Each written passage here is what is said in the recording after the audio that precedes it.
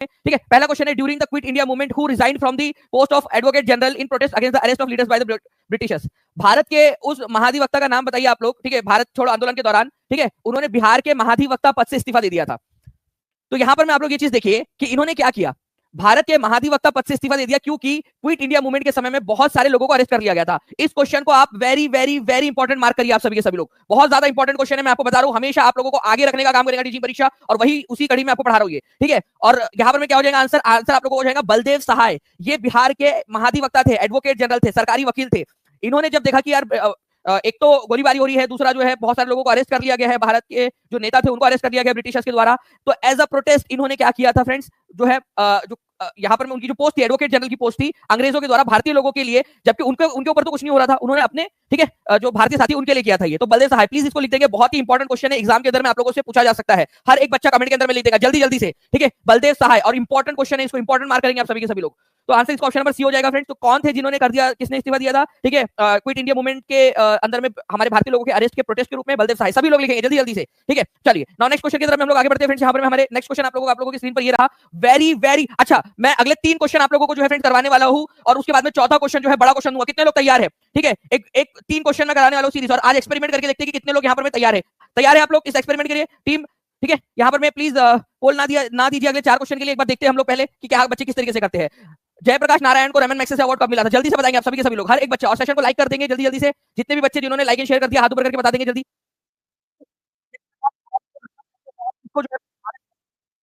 Asia का Nobel भी कहा जाता है, रमन मैग्सेसे पुरस्कार ठीक है 1965 में मिला था। पहली बात इंपॉर्टेंट है, याद कर लीजिए आप सभी के सभी लोग जल्दी जल्दी से। तो रमन मैग्सेसे पुरस्कार कब मिला था? 1965 में मिला था, प्लीज याद रखना आप लोगों ने। ठीक है, तो पहला क्वेश्चन आप लोगों का ये हो गया। दूसरा क्वेश्चन आप लोगों का इस कड़ी में आपको बताना है कि कौन सा साल था जब जयप्रकाश नारायण को भारत रत्न से सम्मानित किया गया। जल्दी से फास्ट, जयप्रकाश नारायण को भारत रत्न से सम्मानित किया गया। जल्दी से फास्ट एकदम कमेंट के अंदर में आंसर आने चाहिए आप लोगों के। एकदम 1 पॉइंट हो गया आप लोगों का, तो 2 पॉइंट हमने अभी तक सीखा है। इनको रमन मैग्सेसे पुरस्कार कब मिला था? ठीक है, जयप्रकाश नारायण जी को, ठीक है, ये मिला था 1965 में, भारत रत्न मिला था 1999 में। चलिए एक और क्वेश्चन आप लोगों को कराता हूं कि जयप्रकाश नारायण कौन सी पार्टी से एसोसिएटेड थे, ये भी क्वेश्चन कर लीजिए आप लोग। उसके बाद में एक बड़ा क्वेश्चन आप लोगों को दूंगा, ठीक है, उसका आंसर आप लोगों को करना होगा फिर जल्दी से। 1999 याद रख लीजिए सभी के सभी लोग, बहुत बढ़िया।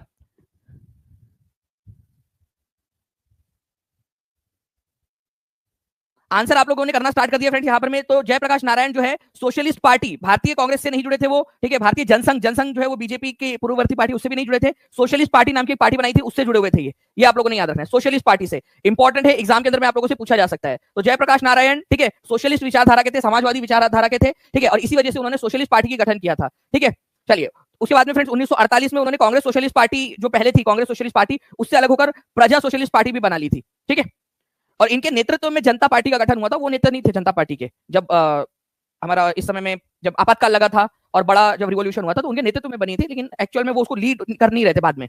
चलिए, तो सोशलिस्ट पार्टी का गठन किया था, ये आप लोगों ने याद रखना है। चलिए अब ना आगे बढ़ते हम लोग फ्रेंड्स यहाँ पर में हमारे। चलिए तो देखिए यहाँ पर अगर मैं बात करूं फ्रेंड्स, यहाँ पर उन्होंने 1965 के अंदर में भारत रत्न मिला था। ठीक है, ये गलत है, 1965 के अंदर में उनको भारत रत्न नहीं मिला था, उनको रमन मैग्सेसे पुरस्कार मिला था। ठीक है, वे कांग्रेस पार्टी से जुड़े थे नहीं, वो सोशलिस्ट पार्टी से जुड़े हुए थे। ठीक है, उन्हें 1999 में भारत रत्न दिया गया, ये बात बिल्कुल सही है, 1999 में भारत रत्न दिया गया था। तो क्या पूछा आपसे? सही वाला पूछा ना, ट्रू पूछा है तो आंसर सी हो जाएगा। अगर नॉट ट्रू पूछा होता तो डी हो जाता।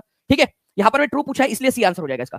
चलिए नेक्स्ट क्वेश्चन की तरफ हम लोग आगे बढ़ते हैं। आई होप कि अब आपको ये समझ में आएगा कि बड़ा क्वेश्चन जब मैंने लिया उससे पहले आपको 3 छोटे छोटे क्वेश्चन कराए, तो कितने लोगों को समझ में आ गया ये बात मुझे बताइए जल्दी से। ठीक है, कितने लोग हैं जिनको ये चीज अब समझ में आ गई कि बड़ा क्वेश्चन जो है बहुत आसानी से सॉल्व कर लिया उन्होंने छोटे छोटे क्वेश्चन देकर। ये पद्धति है ठीक है पढ़ने की, बेहतर तरीके से पढ़ने की। क्वेश्चन आप लोगों का और मोटिवेशन आप लोगों का बढ़ता जाएगा। जल्दी बताइए यहाँ पर में इस क्वेश्चन का क्या आंसर हो जाएगा? जयप्रकाश नारायण किस पार्टी से संबंधित थे? तो जयप्रकाश नारायण जो है फ्रेंड्स सोशलिस्ट पार्टी से संबंधित थे। ठीक है, देखिए आपने बीपीएससी का क्वेश्चन कर दिया सॉल्व। नेक्स्ट क्वेश्चन देखिए आप लोगों का friends, who led the peasants in Bihar during non cooperation movement. ठीक है, नॉन कॉपरेशन मूवमेंट जो है असहयोग आंदोलन के दौरान में बिहार के अंदर में किसने नेतृत्व किया था? बहुत ही फेमस क्वेश्चन है। ठीक है, तो नॉन कॉपरेशन मूवमेंट के समय में बिहार का नेतृत्व जो है फ्रेंड्स वो कौन कर रहे थे? Swami Vidyanand. Very very very important question. ठीक है, प्लीज इस क्वेश्चन को याद रखिएगा आप लोग, बहुत ज्यादा इंपॉर्टेंट क्वेश्चन है ये, और ये बार बार पूछा जाता है आप लोगों से। ठीक है, तो बिहार के अंदर में नॉन कॉपरेशन मूवमेंट का नेतृत्व कर रहे थे स्वामी विद्यानंद जी। ठीक है, अपने आप में पूछा जा सकता है और भी लोग थे इसके अंदर में। ठीक है, जैसे स्वामी सहजानंद जी जो है फ्रेंड्स बाद में जुड़े, आप लोगों को पता है कि 1936 से 1930 के अंदर में 1938 के अंदर में स्वामी सहजानंद जी भी एक बहुत बड़े किसान नेता के रूप में उभरे। लेकिन नॉन कॉपरेशन 1920 के अंदर में ठीक है कौन नेतृत्व कर रहा था? स्वामी विद्यानंद जी। ये आप लोगों ने याद रखना, इंपॉर्टेंट एग्जाम के अंदर में पूछा जा सकता है। ठीक है, स्पेशली दरभंगा का इलाका जो था वहां से ये नेतृत्व कर रहे थे 1919-20 का जो समय था ना, ठीक है, तो उस समय में दरभंगा के अंदर में मेन इनका जो केंद्र था, ठीक है, बिहार में उनका प्रभाव था पूरा, लेकिन मेन जो केंद्र था स्वामी विद्यानंद जी का वो था दरभंगा के अंदर में। ये याद रखना आप लोगों ने, दरभंगा राज के अंदर में इनका मेनली फोकस था, वहां पर में जो जमींदारी राज चल रही थी उसके खिलाफ उन्होंने बहुत आवाज उठाई थी। ओके, तो ये आप लोगों ने याद रखना है। छपरा के अंदर में जो है नॉन कॉपरेशन मूवमेंट के समय में छपरा के इलाके के अंदर में, छोटा इलाका था, छपरा के इलाके के अंदर में, ठीक है, राहुल सांकृत्यायन जो थे उनका नेतृत्व, उनका लीडरशिप थी, ठीक है। तो कौन थे छपरा के इलाके के अंदर में, अगर ये क्वेश्चन पूछ लिया जाए, केवल छपरा के इलाके में राहुल सांकृत्यायन, ठीक है, दरभंगा और पूरे बिहार में जिसका प्रभाव था वो थे स्वामी विद्यानंद जी। क्वेश्चन के थ्रू भी याद करा तो डोंट वरी। चलिए आगे बढ़ते हैं हम लोग चैप्टर में। Who led the Darbhanga peasant movement and in which year did it occur, ठीक है। चलिए अब इसका आंसर करेंगे सभी लोग जल्दी से। दरभंगा के इलाके के अंदर में किसानों का नेतृत्व किसने किया था और कौन से साल थे लगभग लगभग लगभग। बहुत बढ़िया फ्रेंड्स, आप लोग यहाँ पर में आंसर लगाते जा रहे हो यहाँ पर में। तो जमींदारी राज और जो किसान जमींदारी राज के खिलाफ में दरभंगा के इलाके में, ठीक है, किसानों के हक के लिए स्वामी विद्यानंद जी जो थे इन्होंने आवाज उठाई थी। स्वामी विद्यानंद जी ने, ठीक है, कब 1919-20 के इलाके में। तो दरभंगा पीजेंट मूवमेंट जो बोला जाता है आप लोगों का, वो वही था जो 1919 के इलाके समय काल के अंदर में चल रहा था। इनका प्रभाव जो है फ्रेंड्स आप लोगों को पूरे दरभंगा के साथ में पूरे बिहार के ऊपर में भी देखने के लिए मिलता है, ठीक है, स्वामी विद्यानंद जी का। ओके, तो B is the correct answer. Next question, which prominent scholar, कौन थे यहाँ पर में एक प्रसिद्ध प्रमुख विद्वान जिन्होंने सक्रिय भूमिका निभाई थी छपरा में, ठीक है, किसान आंदोलन के रूप में, किसानों के लिए असहयोग आंदोलन के दौरान, ठीक है। तो कौन थे छपरा में जिन्होंने नॉन सीखने के लिए, तो राहुल सांकृत्यायन जो है फ्रेंड्स ये छपरा में लीड कर रहे थे नॉन कॉपरेशन मूवमेंट के दौरान में, ठीक है। तो आंसर इसका ऑप्शन नंबर बी हो जाएगा। नेक्स्ट क्वेश्चन देखिए आप लोग यहाँ पर में, when and by whom was Sadaqat Ashram establish. Sadaqat Ashram जो है फ्रेंड्स किसने इसकी स्थापना की थी, सदाकत आश्रम की। चलिए जल्दी बताएंगे आप लोग, सदाकत आश्रम की स्थापना कब हुई थी। तो सदाकत आश्रम की स्थापना जो है फ्रेंड्स एक स्वतंत्रता सेनानी थे, ठीक है, गांधी वादी नेता, गांधी जी के साथ में गांधी जी से बड़े प्रभावित थे, ठीक है, उनका नाम था मौलाना मजरुल हक। सदाकत आश्रम, ठीक है, 1921 के अंदर में इन्होंने स्थापना की थी, ठीक है, सदाकत आश्रम की। तो प्लीज इसको याद रखिएगा आप लोग, बहुत इंपॉर्टेंट है। सदाकत आश्रम की स्थापना 1921 में मौलाना मजरुल हक ने की थी। फेमस क्वेश्चन है आप लोगों का, ठीक है। आपको बताना चाहता हूं फ्रेंड्स यहाँ पर में एक और इसी से रिलेटेड क्वेश्चन आप लोगों का बन सकता है, इसको प्लीज याद रखेंगे आप सभी के सभी लोग, ठीक है। एक और क्वेश्चन इसी से रिलेटेड बन सकता है आप लोगों का कि व्हेन एंड बाय हुम, किसने और कब बिहार विद्यापीठ की स्थापना की, या बिहार विद्यापीठ जो है उसकी नींव रखी थी, बताइए।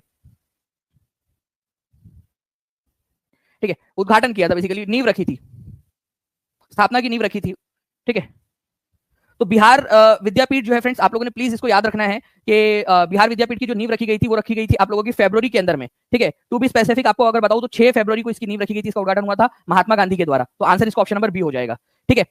तो महात्मा गांधी के द्वारा जो है इसकी नींव रखी गई थी, इंपॉर्टेंट है, एग्जाम के अंदर में आप लोगों से पूछ सकते हैं, ठीक है। तो प्लीज इस पर्टिकुलर पॉइंट को आप लोग याद रखिएगा। और ये जो बिहार विद्यापीठ है इसके पहले, ठीक है, चांसलर कौन बने थे, पहले कुलपति, ठीक है, तो मौलाना मजरुल हक ही बिहार विद्यापीठ के पहले कुलपति थे, पहले चांसलर, ठीक है। मदरलैंड मैगजीन किसके द्वारा जो है प्रकाशित की गई थी, मदरलैंड। 30 सितंबर 1921 से इसका प्रकाशन शुरू हुआ था, मदरलैंड मैं करवाता रहूं, ठीक है। आपको बताना कि मदरलैंड मैगजीन जो है इसका प्रकाशन 1921 में 30 जो है सितंबर 1921 के अंदर में मौलाना मजरुल हक जो थे उन्होंने स्टार्ट किया था। ये याद रखेंगे आप सभी के सभी, इंपॉर्टेंट पॉइंट है। 30 सितंबर 1921 को मौलाना मजरुल हक ने मदरलैंड नाम से जो अखबार या मैगजीन जो थी, ठीक है, रिसाला, उसको शुरुआत की थी। ये याद रखेंगे आप सभी के सभी लोग, इंपॉर्टेंट है। कब की थी, किसने की थी और कौन से साल में की थी, ये इंपॉर्टेंट है आपका, ठीक है। 30 सितंबर 1921 को मौलाना मजरुल हक ने मदरलैंड नाम से अखबार या फिर मैगजीन जो थी उसको निकाला था, इंपॉर्टेंट पॉइंट है। अब देखिए फ्रेंड्स एक और इंपॉर्टेंट क्वेश्चन बता रहा हूं आप लोगों को, जो कि मुझे लगता है कि आप लोगों ने याद रखना ही चाहिए, एक भी बच्चे ने इसको स्किप नहीं करना है, ध्यान से समझिएगा आप सभी के सभी लोग, ठीक है। एक इंपॉर्टेंट क्वेश्चन, इसको वेरी वेरी वेरी इंपॉर्टेंट आप लोग मार्क करेंगे, ठीक है। इसका देखिए यहाँ पर बोला गया, when did Prince of Wales arrive in Patna. यहाँ पर मैं when did Prince of Wales arrive in Patna, तो आंसर क्या हो जाएगा आप लोगों का, 20 दिसंबर 1921 को प्रिंस ऑफ वेल्स जो है जो ब्रिटेन के प्रिंस थे वो भारत आए थे, भारत दौरे के ऊपर में आए थे। लेकिन उनका जो है विरोध किया गया था, पूरे भारत के अंदर में हिंसा हुई थी, कई हिस्सों के अंदर में विरोध हुआ, क्योंकि वो ब्रिटेन की शासन सत्ता के प्रतीक थे, ठीक है। भारतीय लोग चाह रहे थे कि वो यहाँ पर में ना आए, ब्रिटेन के जो प्रिंस ऑफ वेल्स थे उन्होंने पूरे भारत का दौरा किया था, ठीक है। और यही बाद में जाकर किंग भी बने, ठीक है, किंग एडवर्ड 8 के नाम से, ठीक है, बाद में जाकर ये राजा भी बने एडवर्ड द 8 के नाम से। तो आंसर जो है फ्रेंड्स यहाँ पर में क्या हो जाएगा, कौन सी तारीख को आए थे ये, 22 दिसंबर 1921 को पटना में पहुंचे थे ये, पटना में। ये एक इंपॉर्टेंट क्वेश्चन है, कहां पर में आए थे, पटना में आए थे। प्रिंस ऑफ वेल्स, बाद में ये राजा भी बने, और राजा जब बने तब उनका नाम क्या पड़ा, एडवर्ड नाम था एक्चुअली इनका। तो एडवर्ड नाम से ये 8वें नंबर के राजा थे अपने खानदान के अंदर में, तो एडवर्ड द 8, ठीक है, एडवर्ड 8 के नाम से ये राजा बनते हैं, ठीक है, बाद में जाकर। तो ये भी आप लोगों ने याद रखना है, जॉर्ज पंचम के बाद में ये एडवर्ड 8 राजा बनते हैं। तो आंसर आप लोगों को ऑप्शन नंबर सी हो जाएगा, प्लीज इसको याद रखना है आप लोगों ने, इंपॉर्टेंट है। भारत दौरे के ऊपर में आए थे, काफी विरोध प्रदर्शन हुआ था, ओके। नाउ नेक्स्ट जो है फ्रेंड्स यहाँ पर मैं आप लोग देखिए, नेक्स्ट क्वेश्चन आप लोगों का, आपको बताना है कि भारत के संविधान द्वारा भारत का वर्णन करने के लिए कौन से शब्द का उपयोग किया गया है। भारत के संविधान द्वारा भारत का वर्णन करने के लिए कौन से शब्द का उपयोग किया गया, ये बताएंगे आप सभी के सभी। किया गया फ्रेंड्स यूनियन ऑफ स्टेट्स का, ठीक है, यूनियन ऑफ स्टेट्स। भारत जो है क्या होगा, राज्यों का संघ होगा, ये आप लोगों ने याद रखना है। Bharat will be the union of states, ठीक है।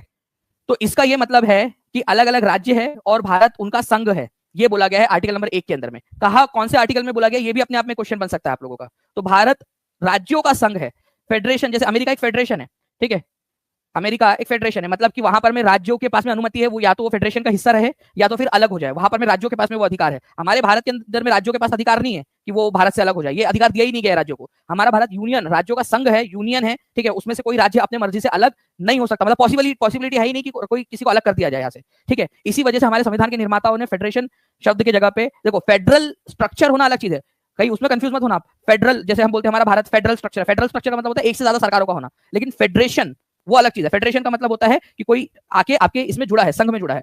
हमारा भारत यूनियन ऑफ स्टेट्स है, इसका मतलब यह कि कई सारे राज्य, हमने हमारे एक भारत था उसको कई सारे राज्यों में बांटा है, ठीक है, और उसका संघ है भारत, ठीक है, कोई राज्यों को बाहर जाने की अनुमति नहीं है, राज्यों का संघ है। संयुक्त राष्ट्रीय विकास कार्यक्रम, ठीक है, आपका यूनाइटेड नेशंस डेवलपमेंट प्रोग्राम जिसको बोलते हैं यूएनडीपी, बहुत ज्यादा आजकल न्यूज में रहता है, बहुत सारे क्वेश्चंस आ रहे हैं, ठीक है।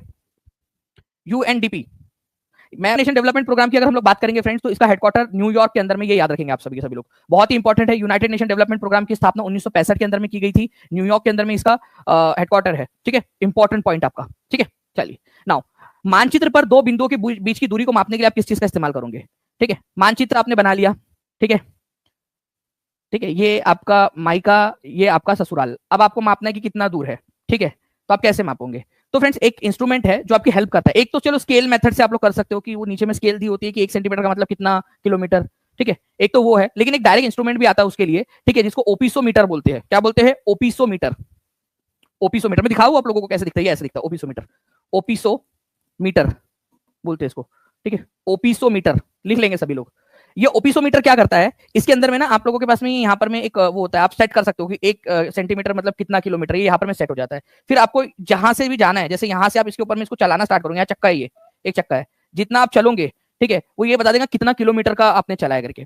जैसे 1 सेंटीमीटर का मतलब मान लो उस मैप के ऊपर में आपने सेट कर दिया, 1 सेंटीमीटर का मतलब हो गया 100 किलोमीटर फॉर एग्जाम्पल, ठीक है, फॉर एग्जाम्पल। तो जैसे ही 1 सेंटीमीटर ये चलेगा, यहाँ पर में 100 दिख जाएगा। मान लो कि आप 1.1 सेंटीमीटर चले हो, ठीक है, तो 1.1 सेंटीमीटर का मतलब 110 किलोमीटर हो जाएगा, ठीक है, 110 किलोमीटर, तो यहाँ पर मैं दिखा देगा 110 किलोमीटर चलेगा क्या, ठीक है। तो ओपिसोमीटर एक ऐसा इंस्ट्रूमेंट है, ठीक है, जो डिस्टेंस, मैप के ऊपर में डिस्टेंस, एक्चुअल डिस्टेंस मापने के काम आता है। तो मानचित्र पर दो बिंदुओं के बीच की दूरी को मापने के लिए जो उपकरण का इस्तेमाल होता है, ठीक है, प्लेनिटीमीटर, पोरोसोमीटर या पायरोमीटर नहीं बोलते उसको, उसको ओपिसोमीटर बोलते हैं। मैं लिख देता हूँ यहाँ पर में भी आप लोगों का, ओपिसोमीटर, ठीक है, ओपिसोमीटर बोला जाता है, ठीक है। चलिए, तो ओपिसोमीटर बोलते हैं, ये याद रखना है आप सभी लोगों ने। नाउ नेक्स्ट क्वेश्चन की तरफ हम लोग आगे बढ़ते हैं फ्रेंड्स। आप लोगों को आपको बताना है कि निम्नलिखित में से कौन सा एक भूमि से घिरा हुआ बंदरगाह है। ये बंदरगाह पता कैसा है, ठीक है, ये ऐसा एक छोटा सा रफ आप देख लीजिए यहाँ पर में, ठीक है, इधर में भूमि, इधर में भूमि, इधर में भूमि, जमीन जमीन जमीन, इधर से बस एक छोटा सा माउथ है, ठीक है, जो जहां से जहाज आते जाते हैं। तो 3 तरफ से जो है वो पानी से घिरा हुआ है, सॉरी पानी से तो बंदरगाह घिरे हुए होते हैं, जमीन से घिरा हुआ है, ठीक है, जमीन से घिरा हुआ है। नाउ अब देखिए फ्रेंड्स, एक इसके बाद में क्वेश्चन आप लोगों को मैं आपको बताने वाला हूं, बहुत इंपॉर्टेंट वाला। ये विशाखापट्टनम जो है आप लोगों ने याद रख लेना है प्लीज, इंपॉर्टेंट है विशाखापट्टनम, जिसको आप लोग वाइजैग पोर्ट के नाम से भी जानते हो, प्लीज इसको भी याद रख लीजिएगा, वाइजैग भी बोला जाता है इसको, वाइजैग, ठीक है, वाइजैग पोर्ट, विशाखापट्टनम, ओके। तो विशाखापट्टनम पोर्ट जो है आप लोगों का, ये 3 तरफ से जमीन से घिरा हुआ पोर्ट है, ठीक है, ये भी याद रखेंगे आप लोग। और इसमें आप लोग प्लीज इसको भी एक चीज समझ लेना है आप लोगों ने कि सबसे गहरा पोर्ट, अगर आर्टिफिशियल पोर्ट हमारा कोई है, सबसे गहरा वाला आर्टिफिशियल पोर्ट, ठीक है, तो वो वाइजैग पोर्ट ही है, ठीक है। अब एक क्वेश्चन आप लोगों का फ्रेंड्स, ये मैंने तो वो डेयरी प्रोडक्ट आप लोगों का पहले था, 2024 की जो अपडेटेड लिस्ट आई थी मार्च 2024 में, जो अभी तक भी लागू है, ठीक है, एक जिला एक उत्पाद के अंदर में, 1 डिस्ट्रिक्ट 1 प्रोडक्ट में पटना का क्या है, तो पटना का है प्याज, ठीक है। और अभी जो पिछला जिला मैंने आपको कराया, कौन सा जिला कराया था बताइए जल्दी से, आलू किसका है, ठीक है, आलू जब तक रहेगा बिहार में आलू, वो डायलॉग भी आपको सुनाया था मैंने, ठीक है। तो प्याज जो है, अनियन जो है, ये पटना का है, ओके, पटना का प्याज। और आलू किसका है ये भी आपको बताया, तो नालंदा का है, वेरी गुड। हम लोगों ने क्लास में बार बार इसको रिवाइज किया है हम लोगों ने। मैंने आपको बताया कि पूरे बिहार का 5.6% जो आगे बढ़ते हैं लोग फ्रेंड्स, यहाँ पर भारत पर्वत शिखर पर मिलने वाली चट्टानी सतह क्या कहलाती है,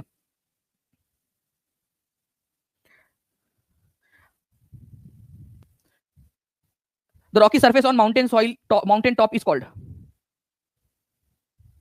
पर्वत के ऊपरी शिखर के ऊपर में, ठीक है, ये पर्वत है, ठीक है, ऊपरी शिखर पे, ये इधर वाले एरियाज के अंदर में जो मिट्टी आपको मिलती है, चट्टानी सतह मिलती है, उसको क्या बोलते हैं,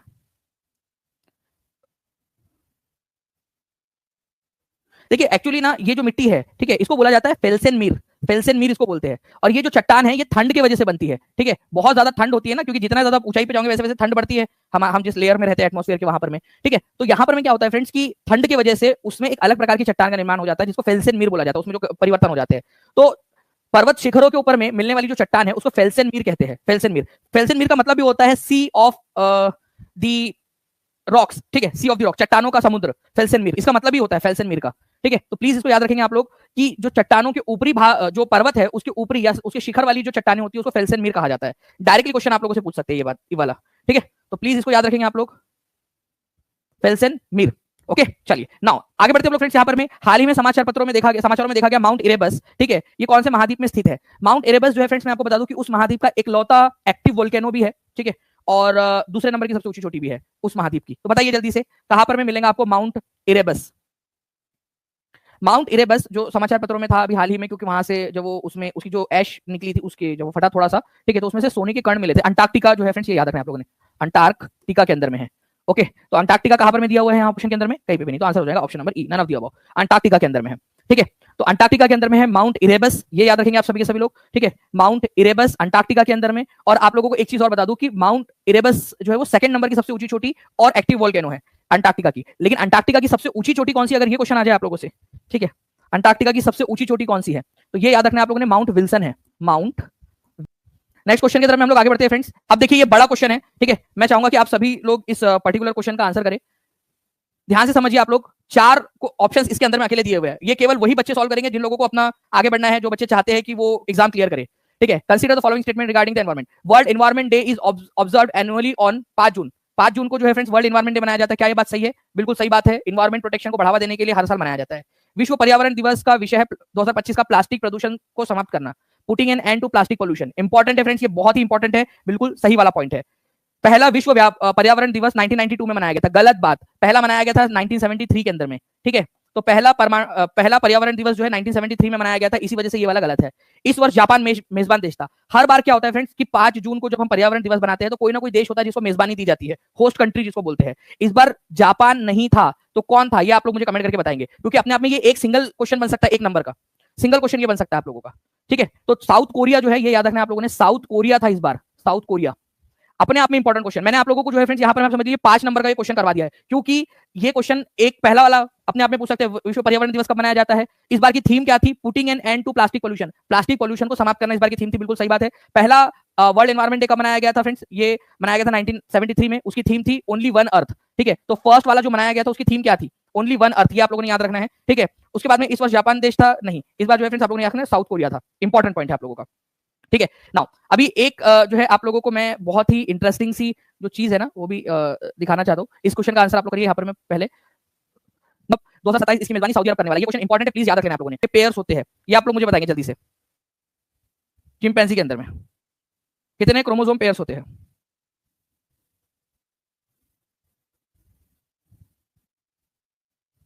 तो चिंपैंजी के अंदर में अगर हम लोग बात करेंगे फ्रेंड्स, इंसानों के अंदर में कितने होते हैं और चिंपैंजी के अंदर में कितने होते हैं, दोनों ही आप लोगों को पता होना चाहिए, ठीक है। ह्यूमंस के अंदर में होते हैं 23 पेयर्स, ठीक है, जिसमें से 22 ऑटोसोम्स होते हैं और जो है एक 22 पेयर्स आपके ऑटोसोम्स कहलाते हैं और एक सेक्स क्रोमोसोम होता है आप लोगों का, ठीक है, ह्यूमन के अंदर में। लेकिन मंकीज के अंदर में, चिंपैंजीज के अंदर में, ठीक है, कितने जोड़ी गुणसूत्र होते हैं या क्रोमोसोम्स होते हैं? 24 जोड़ी होते हैं। और 24 जोड़ी का मतलब कितना हो गया? जोड़ी का मतलब हो गया 24, तो डबल करना है आप लोगों को, 48 होते हैं, ठीक है। तो 48 की जोड़ियां मिलाने, दो दो की जोड़ियां मिलाते जाओ, दो दो की जोड़ियां, ठीक है, तो 24 हो जाएंगे आप लोगों के। इंसानों के अंदर में 23 होते हैं, ये आप लोगों ने याद रखना है। तो मंकी हो जाए, चिंपैंजी हो जाए, ठीक है, या काम हो जाए आप लोगों का, जो कपियो जिसको बोलते हैं आप लोग, ठीक है, उनके अंदर में 24 गुणसूत्र होते हैं, गुणसूत्रों की जोड़ियां होती है। मानव के अंदर में 23 जोड़ियां होती है।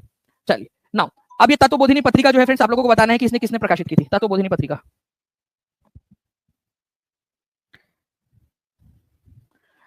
तो हु पब्लिश तत्वबोधिनी पत्रिका? राजा राममोहन रॉय, केशव चंद्र सेन, ईवी रामास्वामी नायकर, देवेंद्रनाथ टैगोर। तो अगर मैं आप लोगों से बात करूं फ्रेंड, तत्वबोधिनी पत्रिका बहुत ही इंपॉर्टेंट है, ठीक है। तत्वबोधिनी पत्रिका और तत्वबोधिनी सभा नाम से भी एक संस्था इन्होंने ही बनाई थी, ठीक है। देवेंद्रनाथ टैगोर, रविंद्रनाथ टैगोर के पप्पा थे ये तत्वबोधिनी जो पत्रिका और तत्वबोधिनी सभा उन्होंने 1839 के अंदर में स्टार्ट की थी, 1839 के अंदर में। ये भी एक इंपॉर्टेंट पॉइंट है आप लोगों का, जो एग्जाम के अंदर में आप लोगों से पूछा जा सकता है। तो प्लीज इस पर्टिकुलर पॉइंट को आप लोग सभी लोग याद रखेंगे, ठीक है।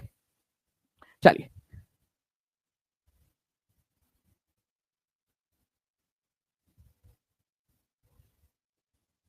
नाउ नेक्स्ट क्वेश्चन की तरफ हम लोग आगे बढ़ते हैं फ्रेंड्स। आप लोगों के आपको बताना है कि फाहियान जो है वो किसके समय में भारत में आया था।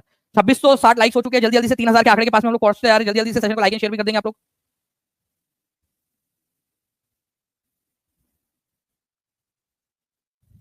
देखिए अगर मैं बात करूं फ्रेंड्स ये चाइनीज पिलग्रिम फाहियान किसके समय में भारत के अंदर में आए थे, तो चाइनीज यात्री जो फाहियान थे वो आए थे किसके समय में, समुद्रगुप्त, कुमारगुप्त, चंद्रगुप्त 1 या चंद्रगुप्त 2। तो फाहियान का विजिट हुआ था चंद्रगुप्त 2 के समय काल के अंदर में। बहुत ही फेमस क्वेश्चन है, ठीक है, बार बार एग्जाम के अंदर में पूछा जाता है। चंद्रगुप्त 2 को ही आप लोग क्या बोलते हो फ्रेंड्स, ठीक है, चंद्रगुप्त विक्रम आदित्य के नाम से भी जानते हो आप लोग, विक्रम आदित्य के नाम से भी जाना जाता है चंद्रगुप्त